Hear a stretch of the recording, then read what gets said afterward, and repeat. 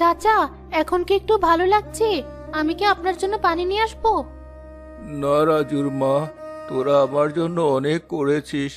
নিজের সন্তানেরা তো এই অসময়ে আমাকে দেখতেও এলো না, আর তোরা কিনা সারাক্ষণ আমার সেবা যত্ন করছিস। এসব কি বলছেন চাচা? আমরা তো আর বিনা কারণে আপনাকে দেখছি না। এটাই তো আমাদের কাজ। আপনি আমাদের থাকতে দিয়েছেন, 3 বেলা খাবারের ব্যবস্থা করে দিয়েছেন। তার বিনিময়ে এসব তো সামান্য কাজ। না রাজুর মা, আজকাল টাকা দিয়েও ভালো লোক পাওয়া যায় না। সেখানে তোরা আমার জন্য যা করলি তা আমি কখনো বলবো না। তোদের চাচি তো সেই কবে আমাকে ছেড়ে চলে গেল। রাজু, তোর মনে হয় হাতটা ব্যথা হয়ে গেছে, তাই না? তোকে আর পাখা দিয়ে বাতাস করতে হবে না। না দাদু ভাই, আমার একদম হাত ব্যথা করছে না। তুমি আগে সুস্থ হও, তাতেই আমার সব ব্যথা কমে যাবে।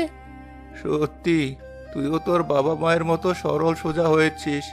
কি মিষ্টি তোর কথা। আমি তোর জন্য অনেক দোয়া করি, তুই অনেক বড় হ। রাজু, তোর বাবা তো এখনো ডাক্তার সাহেবকে নিয়ে এলো না। যা তো একটু দেখে আয়। আচ্ছা মা, আমি এখনই যাচ্ছি। আসেন ডাক্তার সাহেব, দেখেন না চাচার খুব কষ্ট হচ্ছে। চলো তাড়াতাড়ি, আমাকে আবার হাসপাতালে যেতে হবে। ওই তো বাবা চলে এসেছে। তোমার এত দেরি হলো কেন বাবা? কি করব বল, যাওয়ার সময় রাস্তায় একটাও ভ্যান পাইনি। হেঁটে হেঁটে অত দূর যেতে সময়টা বেশি লেগেছে। যাই হোক, চলুন ডাক্তার সাহেব।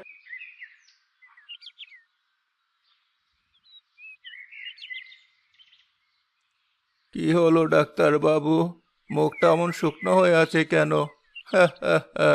আমি বুড়ো মানুষ, কতদিনই বা বাঁচবো। তোমার ভয় নেই, সত্যিটা বলেই ফেলো। না, আসলে চাচা, কি যে বলি, বাঁচা মরা উপরওয়ালার হাতে। কিন্তু আমার মনে হয় এবার আপনার উচিত আপনার ছেলে মেয়েকে একবার গ্রামে আসতে বলা।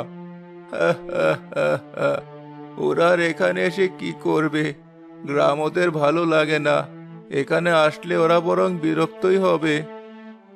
আমার যা উচিত মনে হলো আমি তাই বললাম, বাকিটা আপনার ইচ্ছা। চলো জলিল, আমি কিছু ওষুধ লিখে দিচ্ছি, সেগুলো এখনই নিয়ে আসবে। সময় মতো চাচাকে খাওয়াতে হবে। ও নিয়ে আপনি চিন্তা করবেন না ডাক্তার সাহেব। আমার রাজু এখন টুকটাক পড়তে পারে। ও ঠিক চাচাকে ওষুধ খাইয়ে দেবে। হ্যাঁ ডাক্তার সাহেব, চলুন আমি আপনাকে হাসপাতালে দিয়ে আসি। চাচা, এবার না হয় আপনি ভাইজানের আপাকে একটা ফোন দিন। বেশ, তোরা যখন বলছিস, একটা চেষ্টা